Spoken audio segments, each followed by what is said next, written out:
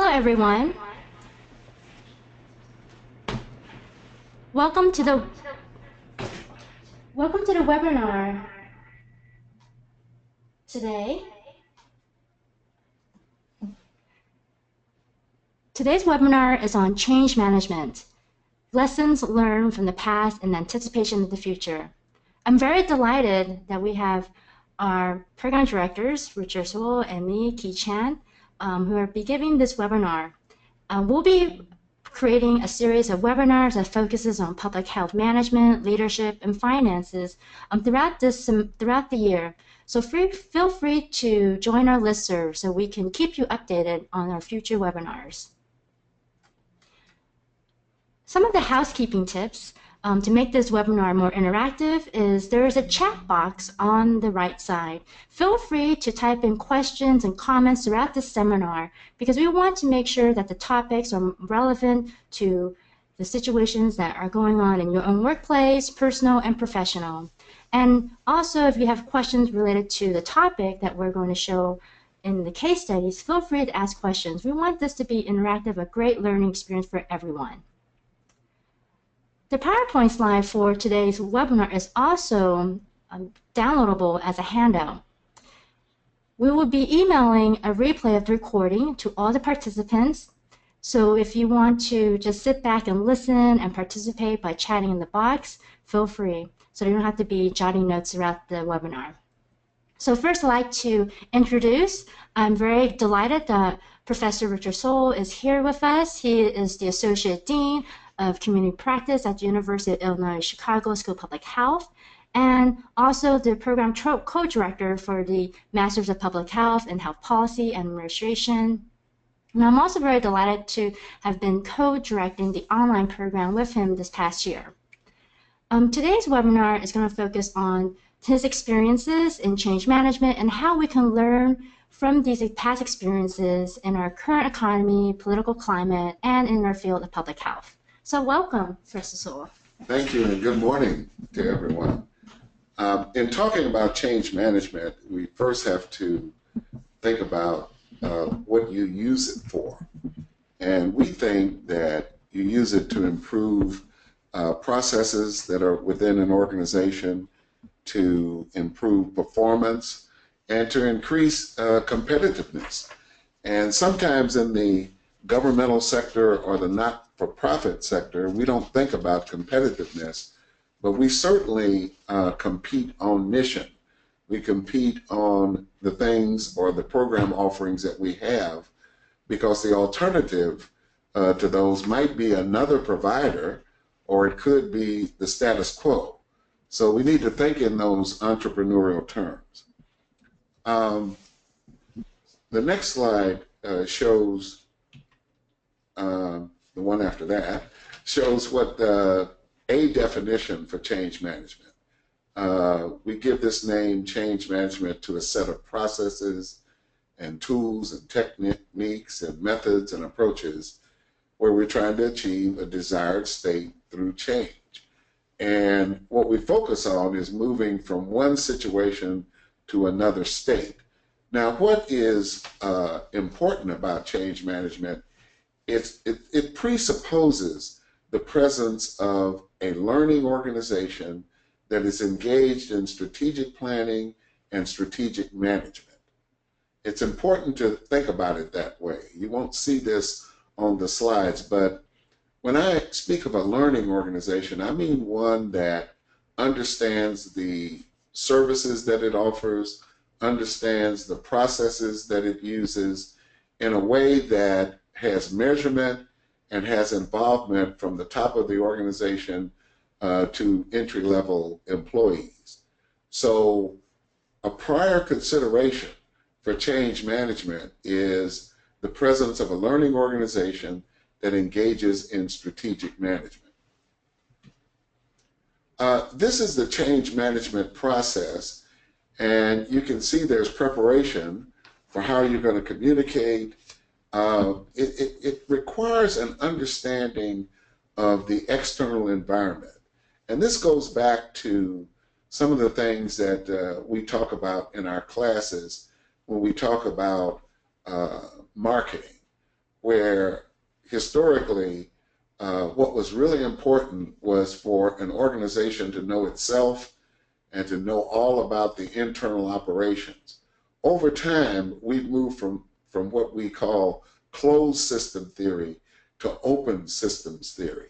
In open systems theory, you have to understand the environment that surrounds the organization, because many of the things that organizations do in order to thrive are adaptive to those environmental changes. So you can see in this change management process that there's preparation, where you have to understand why you need to change, and that usually comes from some assessment of the environment that you're in, and understanding what impacts your operation.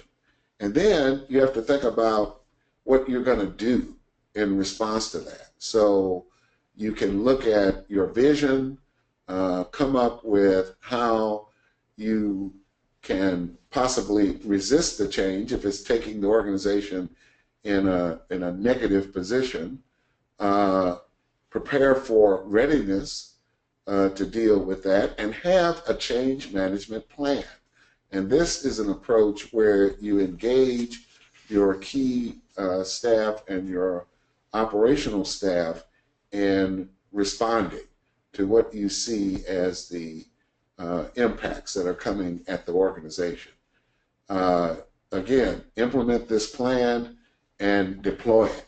So that's important in terms of communication and planning. So Professor Sewell, this is a great tool to have for anyone working in nonprofit, private, or in academia, because change is constant. We all are undergoing change, and to prepare for change will make your organization more sustainable in terms of finance, in terms of organization, behavior, that your employees, your stakeholders, your constituents are ready for this change, so that change doesn't become a surprise, but it becomes as an organic process where the organization is prepared in its best sense to then mobilize each individual person in the organization to then design and envision a different plan in this space of change.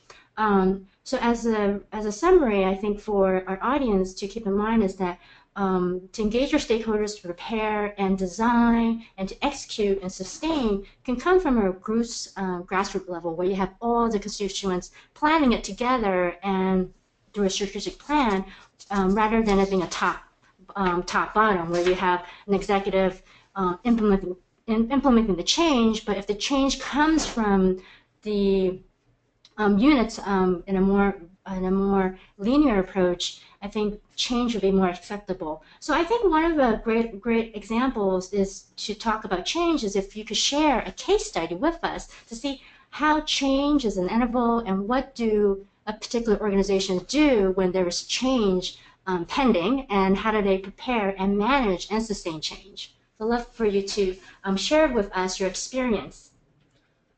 The Bethany Hospital bed conversion case study will be the case that I want to present to you as an example of change management. Bethany Hospital is a short-stay acute hospital on the west side of Chicago. And several years ago, about 8 or 9 years ago, they wanted to convert 81 of their short-stay medical surgical beds to long-stay medical surgical beds. This was a very unpopular proposal. The employees didn't like it. The community didn't like it. Several of the advocacy organizations in the health field did not like it. What Bethany did, and Bethany, I need to say this, is a part of a multi-hospital system called Advocate Healthcare. Advocate has a charitable foundation, and what they decided to do was to create an Advocate Bethany Fund and put $1 million in it every year for 14 years. And the purpose of this money was designed to promote wellness and reduce health disparities in the primary service area of Bethany Hospital, which was 5 community areas on the west side of Chicago. Now, the School of Public Health was brought in to facilitate a needs assessment that would result in a set of priorities for this fund. And that was about 8 years ago. And what we want to do is see what you think about this as a way of reacting to this change. I should say that Bethany went ahead and converted the beds to long stay medical surgical beds, and the fund exists, and the needs assessment was completed. But I guess I want to hear what you have to say in terms of this as a response to a change in the community.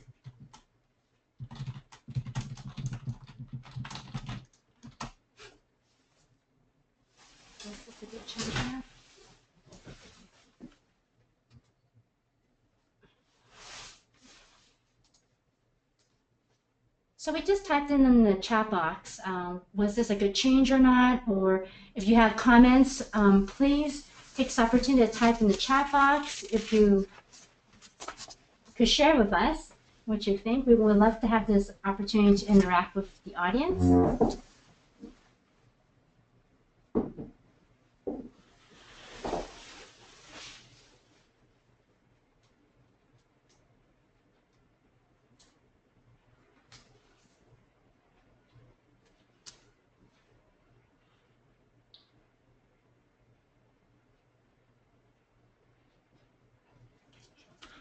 Let's do it this way. How many of you think that this was a good idea, and how many of you think it was a bad idea?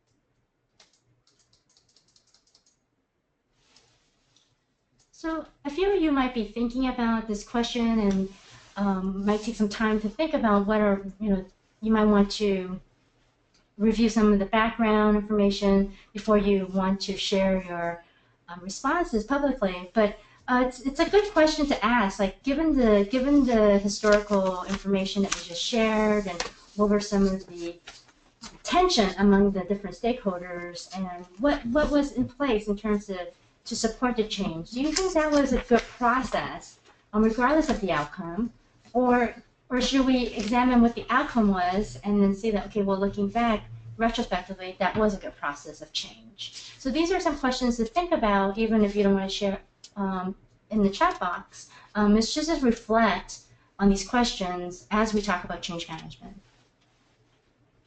Let's look at what we think we learned from this.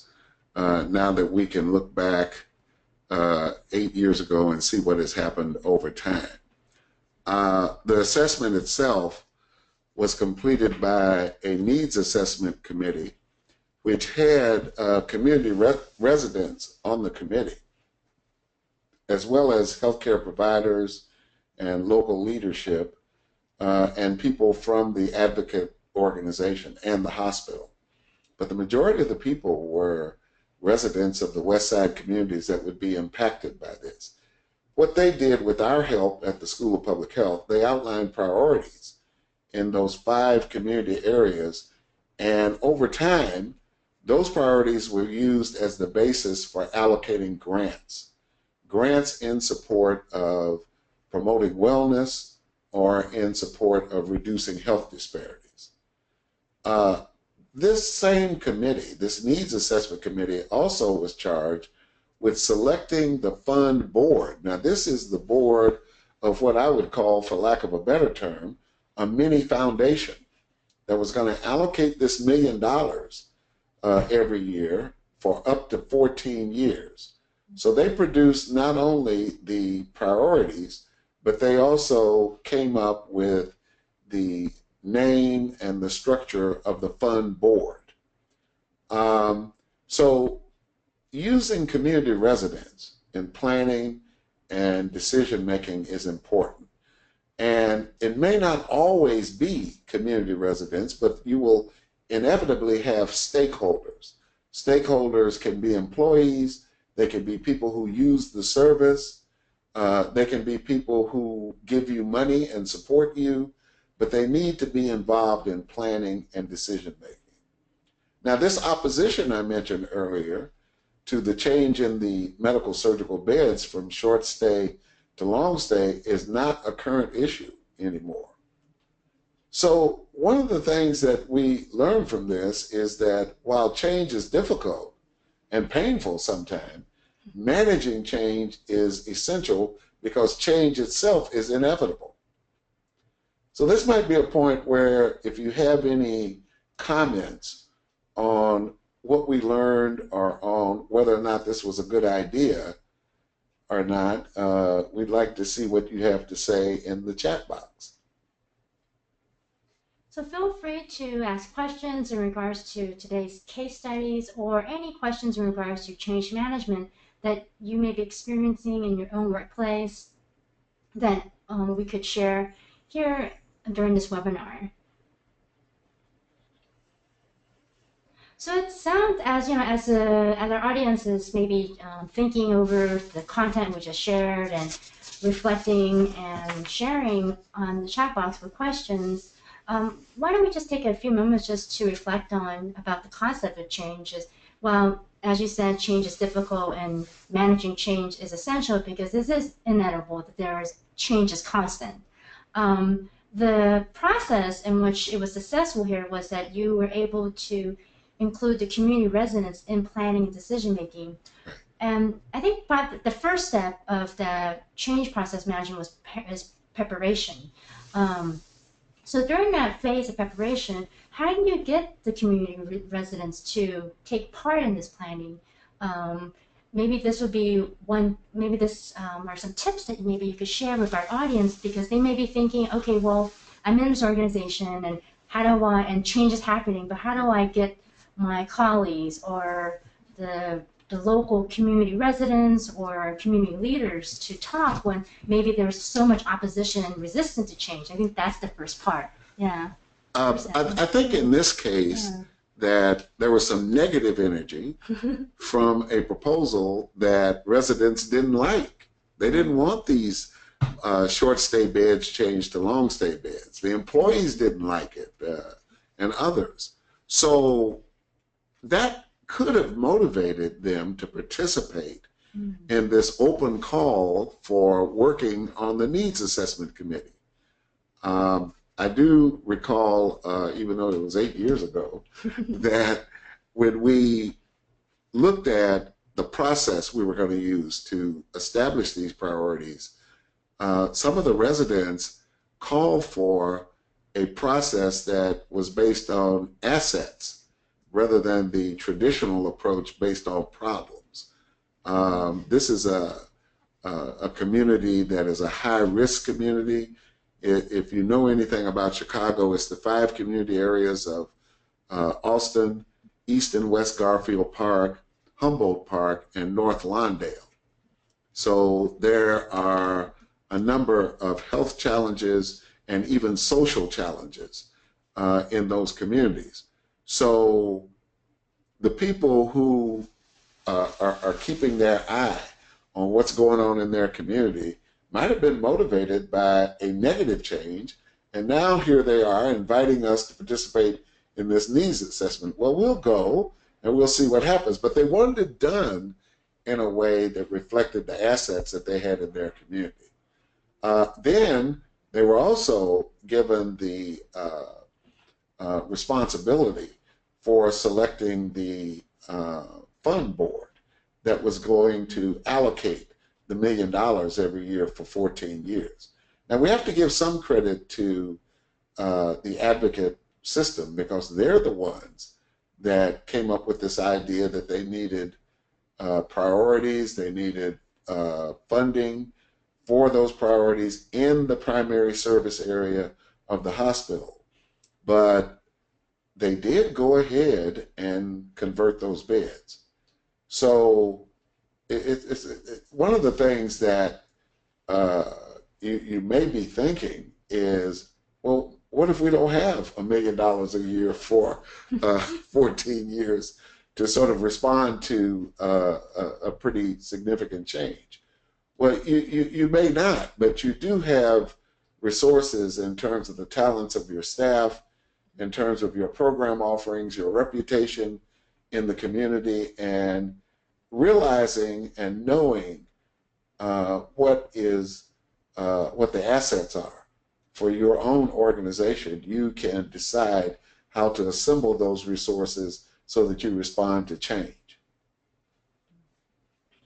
Well, that's a very important point, Crystal, that you mentioned about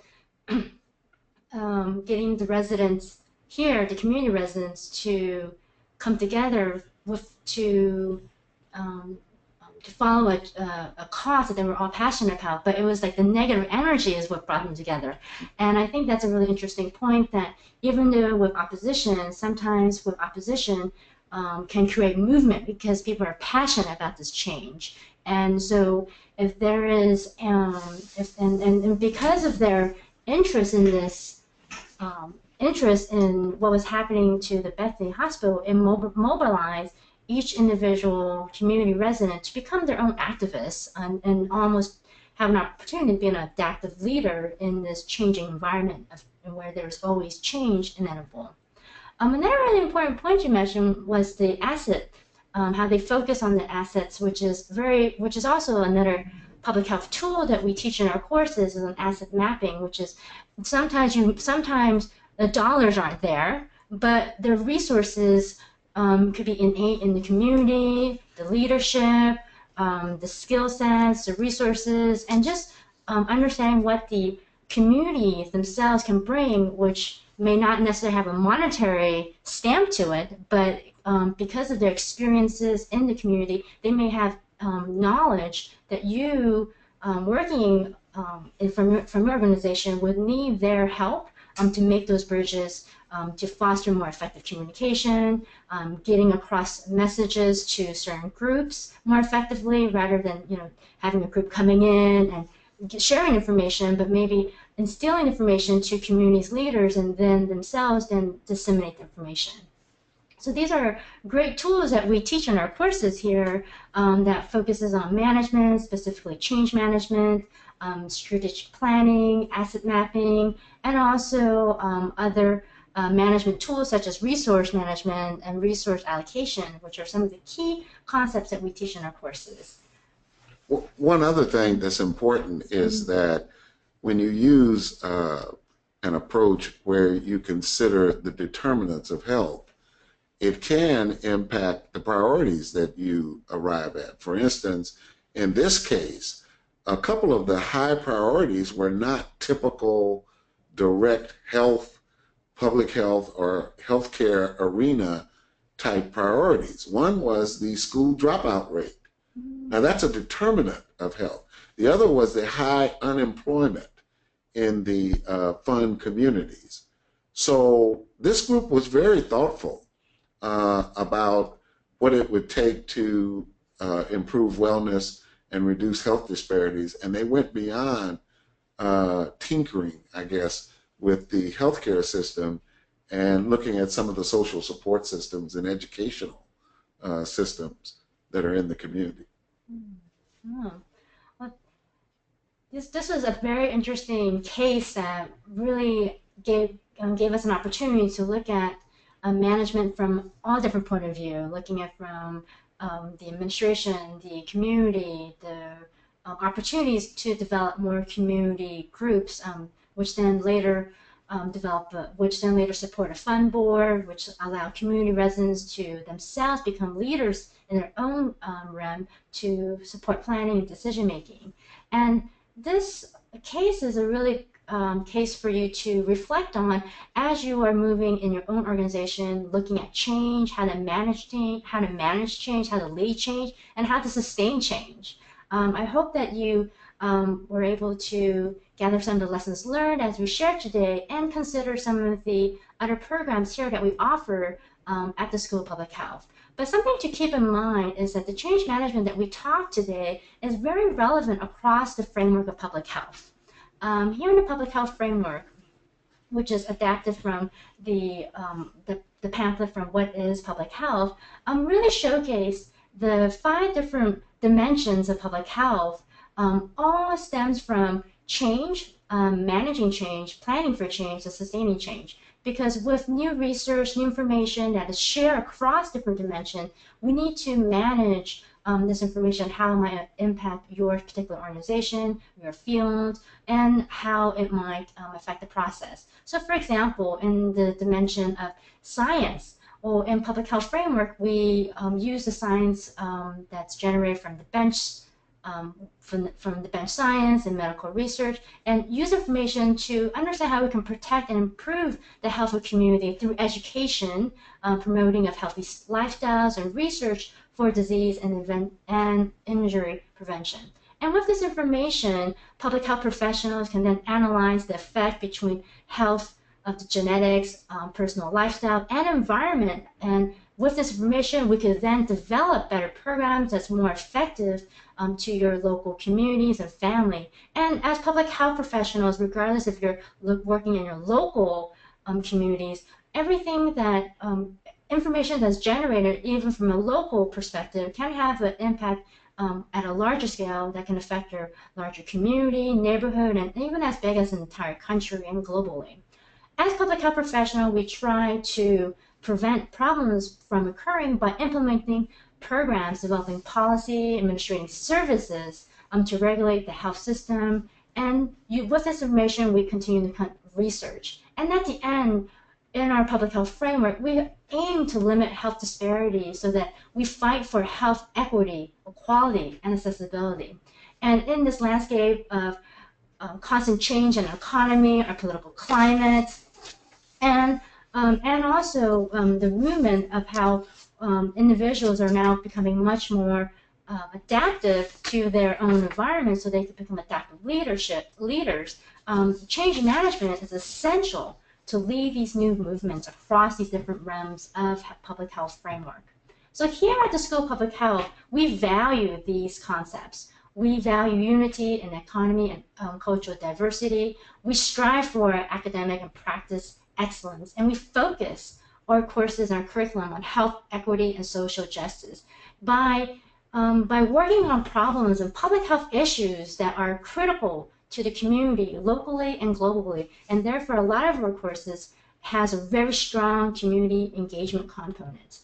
Here at the School of Public Health, we offer several different degrees, public health, the Masters of Public Health, the Masters of Healthcare Administration, both which is offered online, and also there's a hybrid version of the Masters of Healthcare Administration. We offer the Masters of Science and Master of Science in Healthcare Policy Administration, and also the Masters of Science in Clinical and Translational Science, which is a very popular degree among our physicians, and also the PhD and the Doctors of Public Health. We also offer online certificate programs for especially individuals who already have an MPH degree or a PhD in a particular field. Let's say you have a Master's of Public Health in Epi or Biostatistics, and now you realize you have now been promoted to a different area of public health. Let's say you're now focusing on health equity. Perhaps you might want to strengthen your skills in health disparity. We offer these online certificate programs, for example, in health disparity research, which really focuses on giving you the research skill set so you can conduct essential research in this area. Let's say you also have an MPH degree in community health sciences, and you realize that now you're in a position of management. You could take our online certificate program in public health management, which will focus on some of the concepts we talked about today in the webinar: change management, financial management, resource allocation, and also strategic management. So these are some of the courses that we teach in our public health management. And if you're also interested in more of the information systems technology, we also offer Public Health Geographic Information System, GIS, and also the Public Health Informatics. For those who are interested in more of the clinical trial, we also offer the online certificate in clinical research method.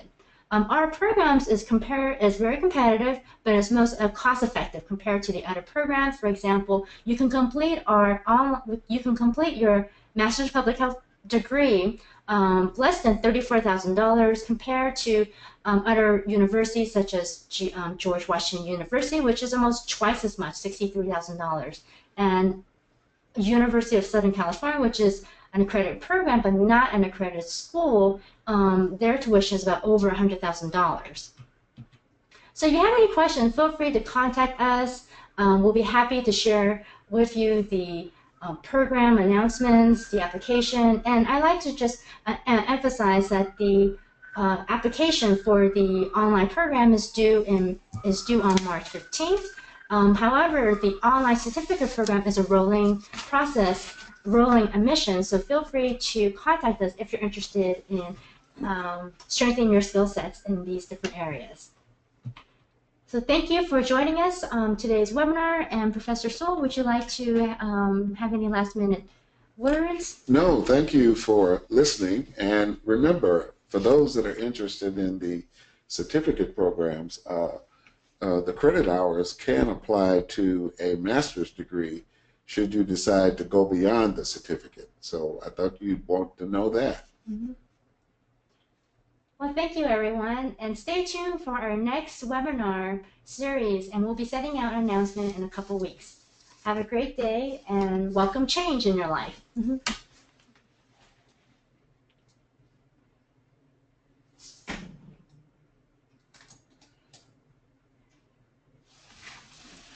Now, go ahead, sure.